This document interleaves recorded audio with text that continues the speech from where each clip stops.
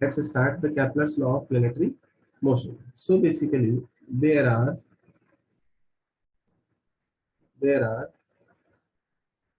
three laws related to planetary motion.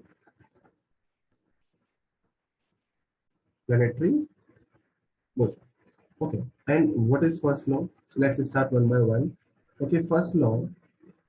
According to first law is called the law of orbits.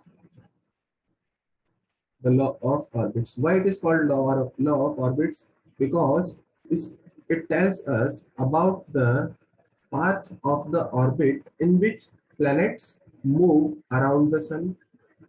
Yes or no? That's why it is called law of orbit. And according to this law, what we have, according to this law, according to this law, all the planets, all the planets move around the sun, around the sun in elliptical,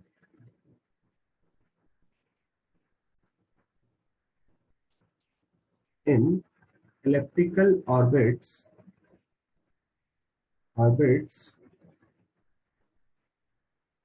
having the sun at one foci. Yes, इसको कभी कभी बेटा आपको कई books में ऐसा भी दिखेगा, फोकस भी इसको बोल दिया जाता है. ठीक है, फोकाई या फिर फोकस हम बोल सकते हैं. Okay, let's understand the elliptical orbit का मीनिंग यहाँ पर क्या हुआ बेटा. ठीक है, देखिए, first of all let's understand the elliptical path. Okay, so the elliptical path is considered the path which is like this.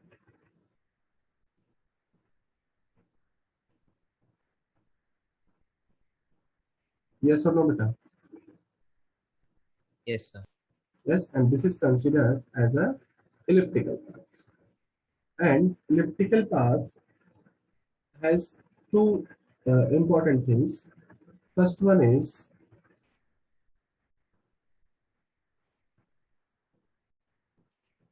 this is the largest distance between the perimeter. Yes or no, बेटा? यहाँ पर ये जो boundary होगी, path की boundary बेटा ये होगी और ये होगी. यहाँ पर ये जो डिस्टेंस होगी बेटा, यस और नो, ये डिस्टेंस होगी बेटा. ठीक है, and that is called the major axis. That is called major axis. And the another line which joins like this, another boundary line, that is called, this is called minor axis. Yes or no, beta? And the point where the major axis and minor axis intersect each other, that is called the center. That is called center, which is represented by A. Yes or no, beta? Understood? Okay. Now what we have, the total distance of the major axis is equal to 2a. Is equal to 2a. What does it mean? It means to say the distance between O and this point A and A dash is A, and O A dash is equal to A. So the total distance of the semi major axis is equal to the 2A, and minor axis is represented by 2B. So it is equal to B and B dash. Understood? यहाँ तक समझ में आया? चलिए, अब यहाँ पर क्या होता है बेटा, इसके हमारे पास में दो फोकाई होती है या फोकस पॉइंट होते हैं. क्या होता है बेटा, दो फोकाई होती है या फिर फोकस पॉइंट होते हैं। फोकस पॉइंट का मीनिंग क्या होता है वो समझते हैं। देखिए यहाँ पर हमारे पास में दो फोकाई होंगे बेटा। तो फोकाई का मीनिंग क्या होगा बेटा, एक फोकाई यहाँ पर होगा, that is called F1, and एक फोकाई जो होगा वो यहाँ पर होगा बेटा, that is called F2। Yes और नो। तो यहाँ पर क्या होगा बेटा, सन को आप किसी भी फोकाई पर आप सिचुएटेड कर सकते हो। यस और नो, सन को आप किसी भी फोकाई पर आप सिचुएटेड कर सकते हो। Suppose I am considering that sun is situated at this foci. Yes, मैंने इसको लार्ज इसको एक्सटेंड कर दिया है। ठीक है, यहाँ से हमारे पास में क्या होगा, ये चलिए चलिए इनको हटा देते हैं हम थोड़ा सा समझने के हिसाब से। ठीक है बेटा, तो ये हमारे पास में क्या होगा यहाँ पर बेटा, सन होगा देखो। यस, एंड अब देखिए यहाँ पर क्या होगा बेटा, फर्स्ट ऑफ ऑल हमें क्या बोला गया है, law of orbit. According to law of orbit, according to this law, all the planets move around the sun in elliptical orbits, having the sun at one foci. अब it may be F1 or it may be F2. Yes or no? You can consider F1 as a sun or F2 as a position of the sun. Okay. Now, what does it mean? The planets. Okay, I'm representing that the planets like this.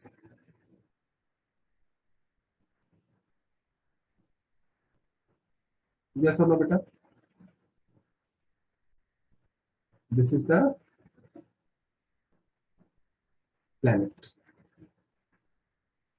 Planet को आप जैसे अर्थ की हम कैसे बात करें तो आप इसको अर्थ कंसिडर कर सकते हो। Okay, earth is also a planet. Yes और नो बेटा?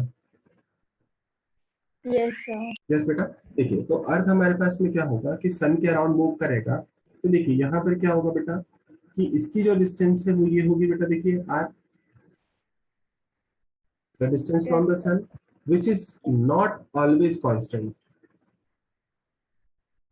Yes or no? Which is not always constant, and when Earth moves on this path around the sun, this decides the weather on the Earth. Yes or no? जब कोई भी Yes, planet sir. होगा बेटा वो किसी भी सन के around अगर ऐसे मूव करेगा तो this motion decides the weathers on the that planet. Yes और नो? एंड जो अर्थ होती है बेटा वो अपनी एक्सिस पे ऐसे भी रोटेट करती है, देखिए करती है बेटा। Yes, sir. एंड हाँ, sir. Due to that rotation day and night forms. Yes और no? Day and night. Day night जो फॉर्म Yes, होते हैं yes. वो किसका, due to the rotation of its own axis. Yes और no? And weathers are formed due to the rotation of the planet around the sun. अब देखिए यहाँ पर जब सन हमारे पास में सन की डिस्टेंस बहुत ज्यादा होगी, ठीक है, तो यहाँ पर अर्थ पे कौन सा सीजन होगा बताइए? Winter. विंटर होगा कि नहीं होगा बताइए? होगा ना? ठीक है, वैसे ही सन अगर जो अर्थ, ठीक है, तो यहाँ पर ये हमारे पास अर्थ इस केस में होगा। तो यहाँ पर बताइए बेटा इसमें जो होगा, एक तो ये केस हमारे पास होगा, ठीक है, यहाँ पर विंटर होगा, बट इस पोजीशन पे अगर मैं बात करूँ तो यहाँ पर क्या होगा बताइए? Summer. Summer season. समर होगा ना बेटा? Summer season. ठीक है, तो यहाँ पर समर सीजन और विंटर सीजन किसकी वजह से डिसाइड होता है बेटा? Due to the elliptical orbit Distance of from the the sun. Earth. Yes और no? Due to the elliptical path, क्योंकि इलिप्टिकल पाथ में मूव करेगा तभी तो डिस्टेंस चेंज होगी बेटा, और डिस्टेंस चेंज होगी तभी हमारे पास में समर एंड विंटर और सीजन्स डिसाइड होते हैं। तो लॉ ऑफ एरियल वेलोसिटी का मीनिंग क्या होता है बेटा कि जब कोई भी जो हमारे पास में प्लेनेट होगा वो इलेक्ट्रिकल पाथ में मूव करेगा तो क्या होगा, देखिए कि हमारे पास में सपोज ये हमारे पास क्या होगा बेटा, इलेक्ट्रिकल पाथ होगा। ठीक है, तो जब इलेक्ट्रिकल पाथ में जब हमारे पास कोई भी प्लेनेट होगा तो वो क्या करेगा, suppose initial position of the planet क्या है बेटा, ये है, and final position of the planet क्या है बेटा, ये है। सपोज इसको मान लेता हूँ मैं पोजीशन 1 एंड इसको बोल देता हूँ पोजीशन 2 हमारे पास। और सन जो है बेटा वो कहाँ पर होगा, sun is situated at here which is F1 focus 1। Yes बेटा। तो देखिए यहाँ पर क्या होगा बेटा कि जब प्लेनेट P1 पोजीशन पर होगा तो P1 पोजीशन से वो मूव करके कहाँ पहुंच गया बेटा, देखिए बताइए, P2 पर पहुंच गया है ना। तो जब P1 से जब वो P2 पर पहुंचेगा तो बेटा उसको सपोज टाइम लगा बेटा क्या, T1। कितना टाइम लगा बेटा, T1 टाइम लगा, ठीक है। तो T1 टाइम में जो वो एरिया कवर करेगा बेटा, देखो ये वाला एरिया होगा, it will cover the area, this area, yes और no. Suppose this area is taken Yes, sir. A1, yes or no? And in the second time, when the position of planet P1 is P3, and the third position of the planet is P4. Okay, अब देखिए यहां से और यहां move करने के लिए भी टाइम कितना लग रहा है बेटा, सेम टाइम लग रहा है। कितना टाइम लग रहा है बेटा, सेम टाइम लग रहा है। सपोज T2 हमारे पास यहाँ पर टाइम Same हुआ time. और टाइम सेम लग रहा है, तो बताइए यहाँ पर जो एरिया कवर करेगा वो एरिया किसके इक्वल होगा बेटा, इसके इक्वल होगा। देखिए आया ना, होगा Yes, बेटा, sir. ये वाला एरिया होगा, है ना। अब देखिए ये वाला एरिया सपोज हम ले लेते हैं बेटा A2, है ना। तो लॉ ऑफ एरियल वेलोसिटी क्या कहता है बेटा, लॉ ऑफ एरियल वेलोसिटी क्या कहता है, that a planet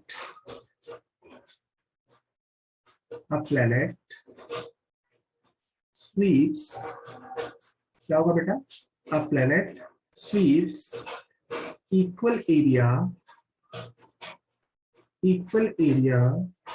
in equal intervals of time. A planet sweeps Sir. equal area in equal intervals of time. इसका मीनिंग क्या होगा बेटा, देखिए दैट मीन्स aerial velocity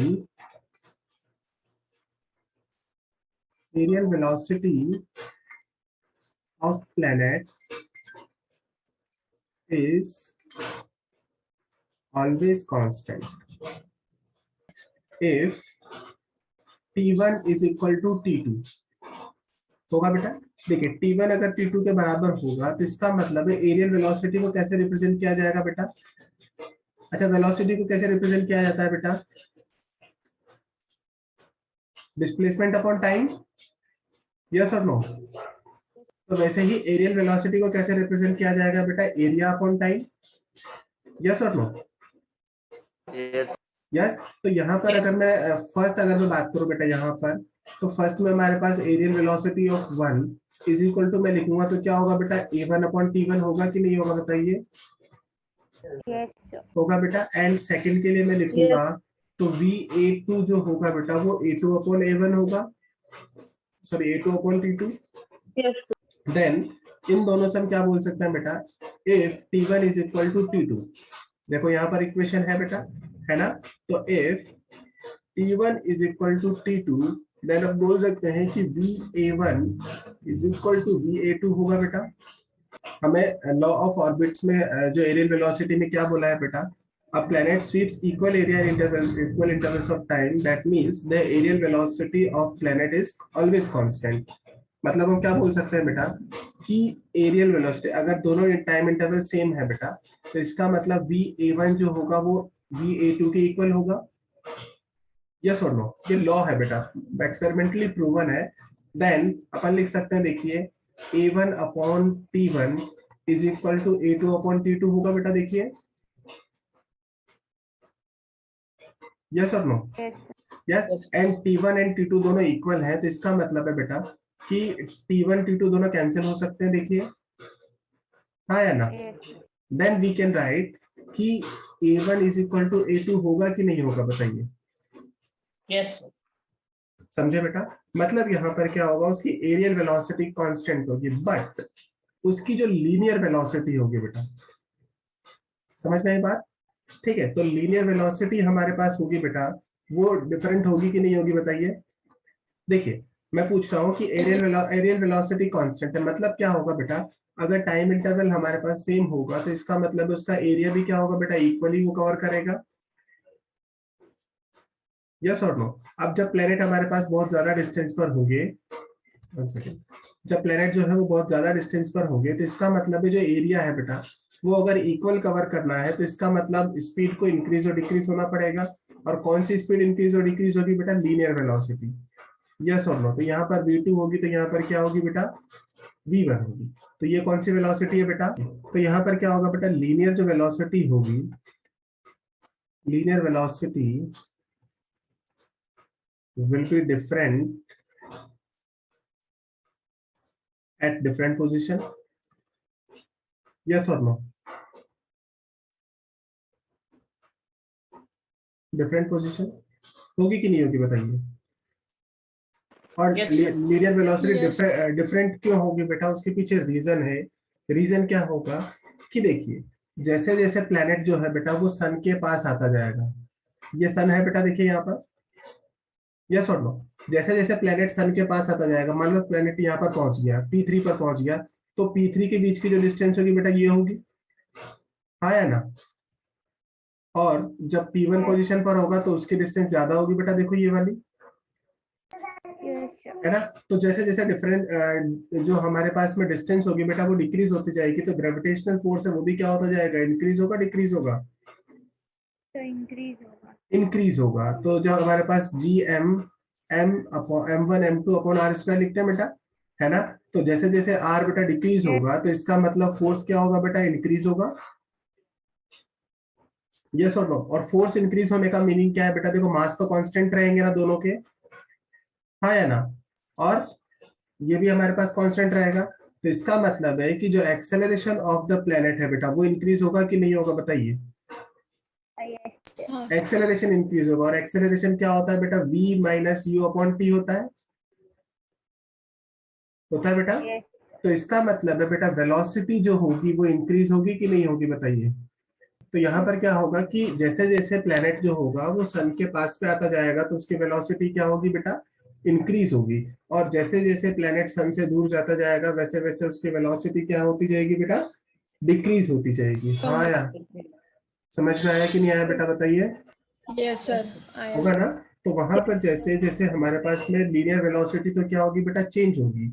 अब लीनियर वेलोसिटी चेंज होगी तो बट उसकी जो एरियल वेलोसिटी है वो क्या रहेगी बेटा, कांस्टेंट रहेगी, because it covers equal area in equal intervals of time. Yes और no. Yes. Yes, yes sir. बेटा। चलिए इसको तो हमारे पास में जैसे अब ऑब्जेक्टिव क्वेश्चन में बेटा आपको डायरेक्टली एग्जाम में क्वेश्चन पूछा जाता है that the velocity of the planet, the velocity of the planet of the planet will be maximum। तो maximum कब होगी बेटा, when will be maximum when it is nearest to the nearest to the sun। yes or no। और उसकी velocity minimum कब होगी बेटा, when it is farthest Farthest. from the sun। yes or no। okay, and third law is the law of time period, and it says according to this law, according to this law, according to this law, the square of the time period, the square of the time period of revolution of any planet is proportional to the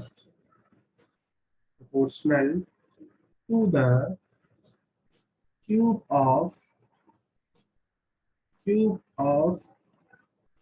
the semi-major axis of the elliptical path। yes or no बेटा।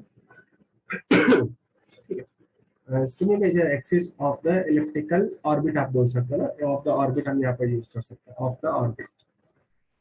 Orbit कैसा होगा बेटा, elliptical होगा, yes और no, Yes. Elliptical path है, semi major axis of the orbit. तो simply हम बोल सकते हैं बेटा कि जैसे हमारे पास में ये कोई भी अगर इलिप्टिकल पाथ है तो ये हमारे पास सेमी मेजर एक्सिस होगी बेटा, यस और नो, नहीं सर। हाँ ये मेजर एक्सिस होगी बेटा, है ना, this is the major axis and this is minor axis, yes. और सेमी मेजर एक्सिस का मीनिंग क्या होगा बेटा, सिर्फ ये वाली जो डिस्टेंस हम कंसीडर करें, yes or no, that is a and that is 2a and that is 2b and this is the semi minor axis which is a which is b, okay। तो हम सिंपली यहाँ पे क्या बोलेंगे बेटा, that time period square is directly proportional to the cube of the semi major axis, yes or no बेटा, होगा। when objects move in a circular path then basically it has two components of the acceleration. Two components of the acceleration. I have already explained to you that this is the center and this is the radius of the circular path. Yes or no, beta? And when object is moving continuously on the circular path, then it has a linear velocity like this, which is tangential. Yes or no? And the direction of linear velocity is changing continuously. Yes or no? Changing continuously. Yes. And Yes, due to the change in direction, its velocity is changing. Yes or no? We can write here, due to the change in direction, velocity is changing. Yes or no? Yes, and Yes. we already know when the velocity changes with respect to time, then there is an acceleration. When there is a change in velocity, then there will be an acceleration due to which the velocity increases or decreases. So here, suppose the acceleration is, there is a change in velocity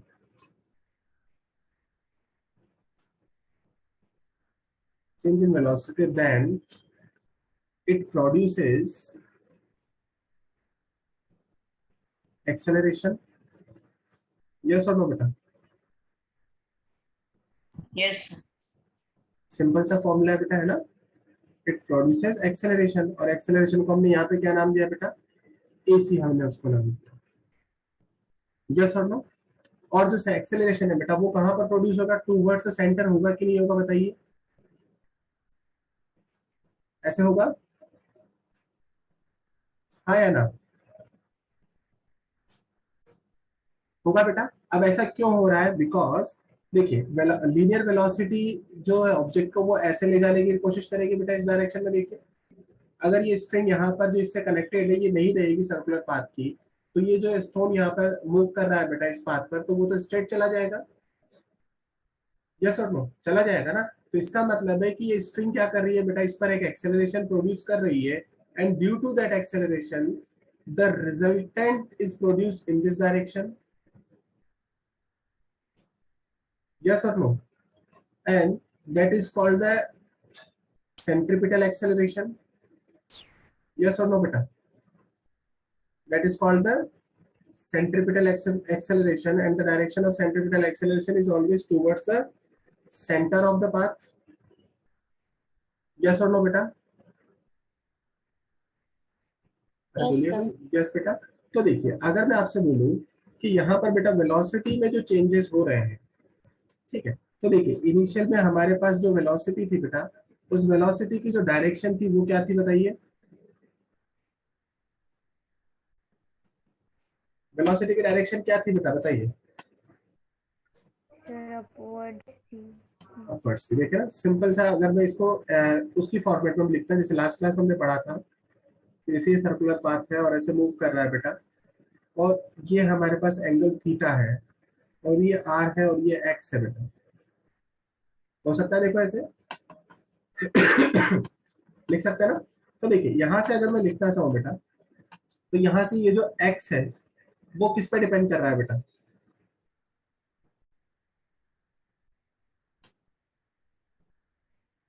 बताइए। अगर मैं ये जो distance है बेटा x है, इसको मैं बहुत स्मॉल ले लेता हूँ, बहुत स्मॉल, ऐसे डायरेक्ट ले सकता हूँ बेटा। देखो स्मॉल बहुत, हाँ या ना, है ना। Yes. देखिए इस अगर ये जो लेंथ है बेटा, इसको मैं डायरेक्टली एक्स ले लेता हूँ, तो अगर मैं एक्स अपॉन आर लिखता हूँ बेटा, तो x upon r is equal to मुझे क्या मिलेगा? थीटा मिलेगा बेटा। Yes, sir. हाँ या ना, लिखा था बेटा लास्ट क्लास में, theta is equal to arc length upon radius, पढ़ा था, फॉर्मूला भूल गया बेटा। Angle is equal to arc upon radius, पढ़ा था कि नहीं पढ़ा था सर्कुलर मोशन में? हाँ सर। पढ़ा था ना बेटा। तो एक्स अपॉन आर में रख सकता हूँ, तो ये किसके इक्वल होगा बेटा? थीटा के इक्वल होगा। हाँ, देखिए देखिए यहाँ से सिंपली अगर मैं लिखना चाहूँ तो इसको ऐसे लिख सकता हूँ बेटा, x upon r is equal to theta. ये तो समझ में आ गया आपको? इतना समझ में आया? ठीक है। अब मैं Yes. इसी को मैं चेंज करने वाला हूँ, तो ध्यान से देखिएगा बेटा, मैं क्या करने वाला हूँ कि एक्स को भी मैं डिवाइड कर रहा हूँ टी से, और आर को भी मैं डिवाइड कर रहा हूँ टी से। तो ये थीटा के इक्वल होगा कि नहीं होगा बताइए? डिस्प्लेसमेंट अपॉन टाइम है ना बेटा, देखो ये डिस्टेंस है और ये डिस्टेंस अपॉन टाइम, हाँ या ना, Yes, sir. है ना। Yes, तो sir. यहाँ पर अगर मैं इसको देखूं, एक्स अपॉन टी को अगर बेटा डेल्टा वी से रिप्रेजेंट करूंगा, तो आर अपॉन टी को वी लिख सकता हूँ, देखो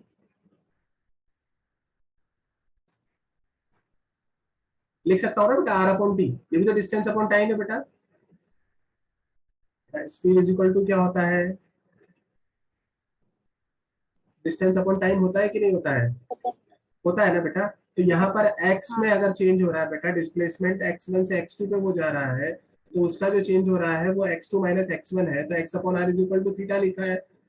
हाँ, तो अपन देखिए यहाँ पर दोनों तरफ अगर मैं t से डिवाइड कर दूंगा, तो delta v upon v is equal to theta के इक्वल होगा कि नहीं होगा? समझे बेटा? Sir, R by T is equal to V कैसे होगा, तो वो नहीं समझा. r by t is equal to हाँ सर, V. v कहाँ पर बेटा? r क्या है सर यहाँ पर? आपने. r क्या है? रेडियस है ना बेटा, हाँ सर. और रेडियस क्या है? डिस्टेंस है। Yes sir. Distance upon time जो रहेगा वो क्या होगा बेटा? v होगा कि नहीं होगा? वेलोसिटी या स्पीड, है ना। बट देखिए यहाँ पर क्या होगा कि x जो है बेटा वो कंटिन्यूअसली चेंज हो सकता है, और x की मैक्सिमम वैल्यू कितनी हो सकती है? 2 पाई आर हो सकती Yes sir. है ना। तो x कंटिन्यूअसली चेंज हो रहा है, बट r बाई टी तो कांस्टेंट है बेटा, तो उसको तो v हम ले सकते हैं ना कांस्टेंट यहाँ पर। तो देखिए यहाँ से हम बोल सकते हैं बेटा कि जैसे हमारे पास में क्या हुआ कि डेल्टा v अपॉन v जो है वो थीटा के इक्वल होगा, और r x अपॉन r जो है वो थीटा के इक्वल होगा। तो ये तो हो गई इक्वेशन नंबर 1, और ये हो गई इक्वेशन नंबर 2।